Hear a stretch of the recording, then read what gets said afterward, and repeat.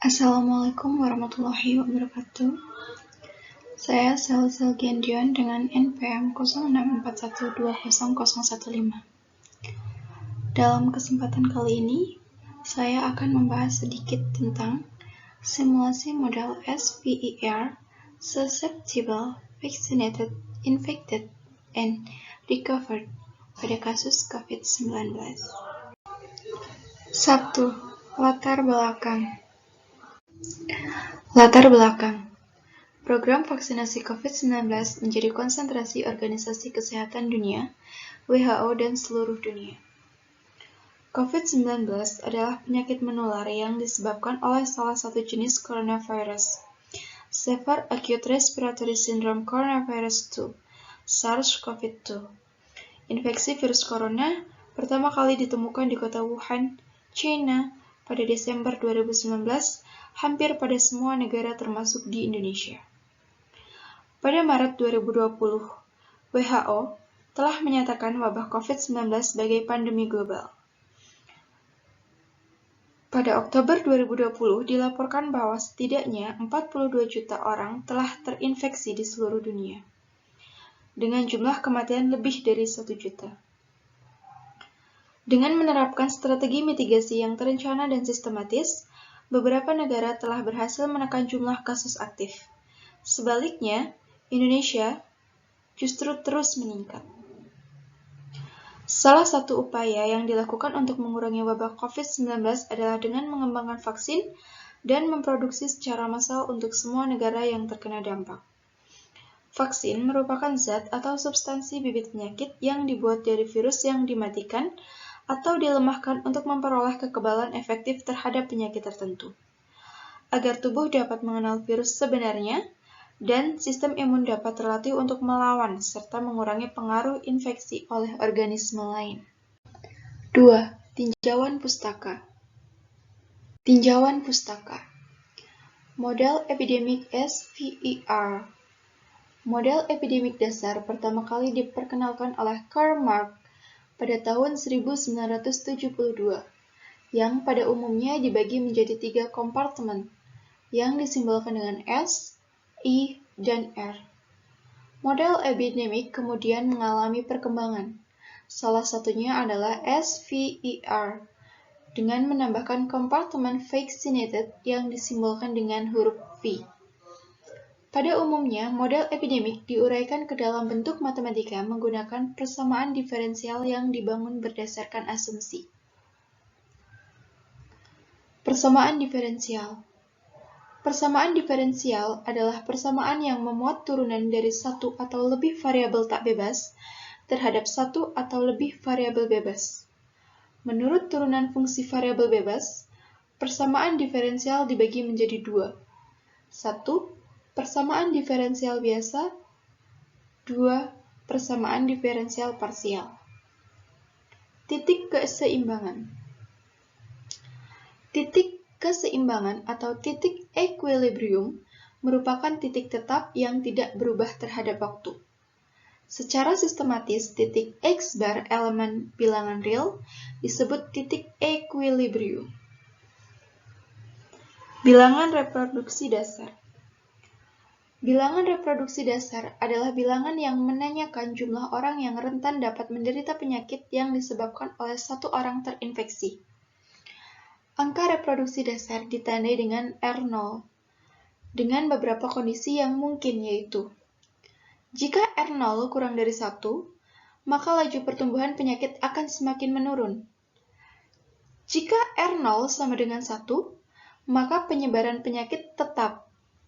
Dan jika R0 lebih dari 1, maka penyebaran penyakit akan berkembang menjadi wabah. 3. Metodologi penelitian.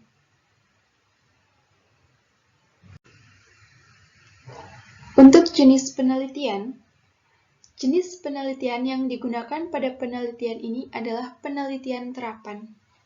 Penelitian ini menggunakan metode studi literatur yang dilakukan dengan mengkaji teori-teori dalam pemodelan matematika.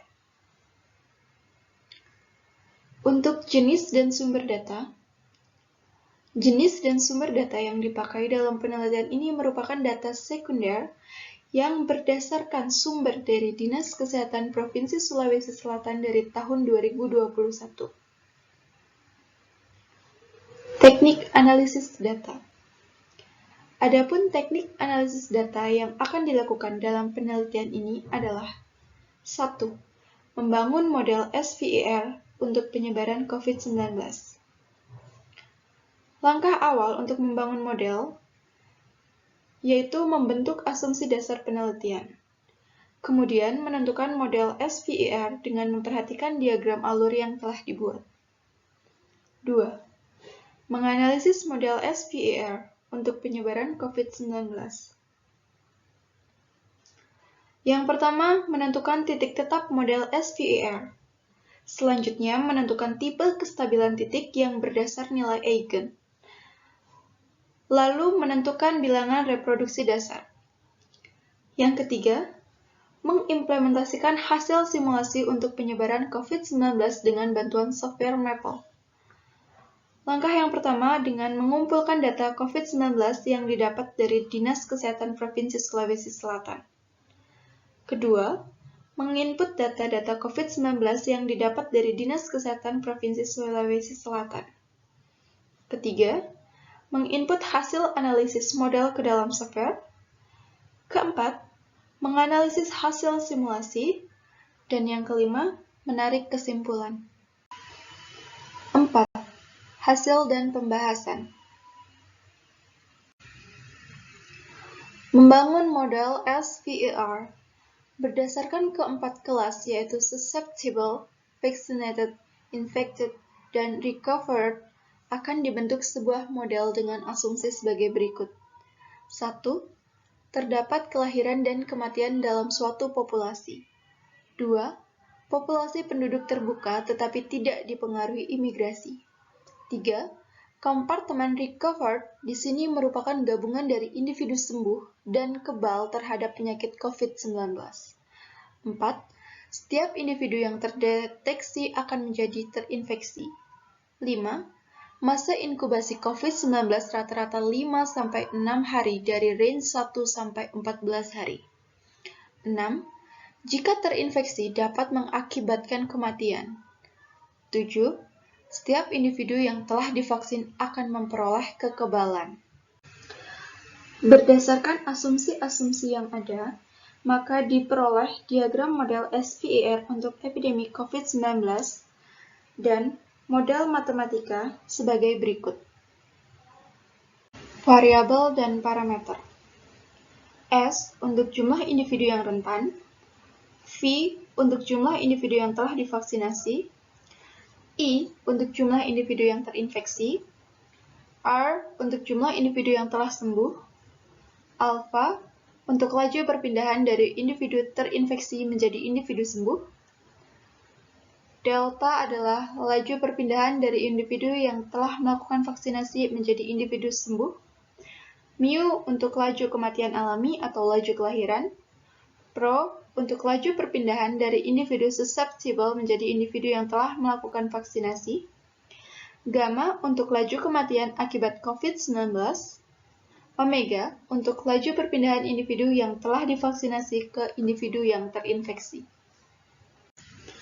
Analisis model SVER untuk penyebaran penyakit COVID-19.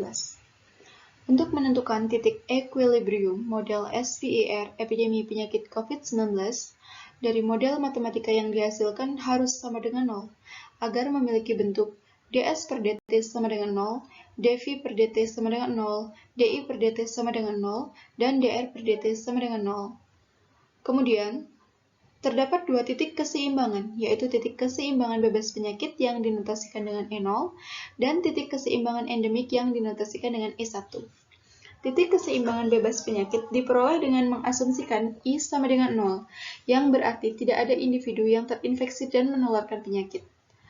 Sedangkan untuk mengetahui titik keseimbangan endemik E1, maka diasumsikan untuk SVER tidak sama dengan 0, sehingga diperoleh nilai dari titik keseimbangan bebas penyakit dan titik keseimbangan endemik yang tertera pada gambar. Bilangan reproduksi dasar R0. Penentuan bilangan reproduksi dasar pada penyebaran penyakit COVID-19 menggunakan model SPER yang berdasarkan kelas infektif, sehingga diperoleh R0 seperti tertera pada gambar. Analisis titik keseimbangan. Kestabilan titik keseimbangan diperoleh dengan melakukan pelinearan pada persamaan model matematika, sehingga diperoleh matriks Jacobian untuk keseimbangan bebas penyakit seperti berikut. Lalu, untuk mengetahui kestabilan E0, maka dicari nilai eigen. Jika lambda I adalah nilai eigen Jacobian E0, maka determinan lambda I min Jacobian E0 sama dengan 0.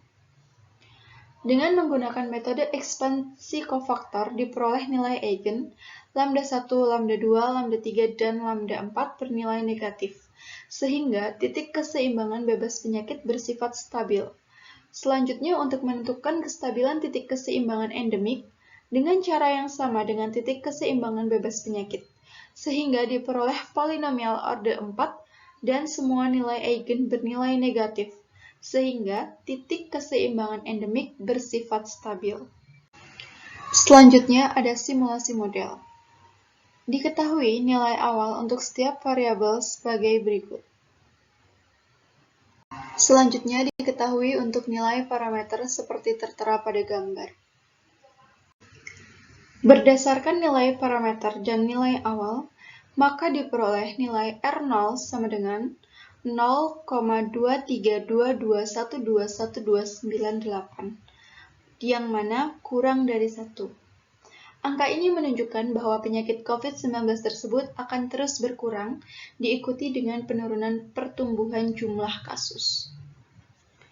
Pada grafik berwarna merah sebagai proporsi untuk kelas populasi susceptible menunjukkan adanya penurunan drastis, kemudian meningkat, setelah itu turun, lalu meningkat lagi, kemudian stabil. Sedangkan untuk grafik berwarna biru sebagai proporsi untuk kelas populasi vaccinated menunjukkan keadaan populasi mengalami penurunan kemudian stabil. Lalu pada grafik berwarna hijau, proporsi untuk kelas infected. Populasi meningkat, kemudian turun, lalu meningkat lagi, setelahnya stabil. Kemudian pada grafik berwarna kuning menggambarkan populasi recovered, yang terus meningkat, lalu menurun, dan terus meningkat hingga setelahnya akan menurun perlahan. Berikut interpretasi proporsi populasi model SPER. Sekian pembahasan simulasi model SPER, susceptible, vaccinated, infected, and recovered pada kasus COVID-19. Jika ada kurangnya, saya mohon maaf yang sebesar-besarnya. Semoga apa yang saya sampaikan berguna untuk diri saya sendiri dan banyak orang pada khususnya. Terima kasih. Wassalamualaikum warahmatullahi wabarakatuh.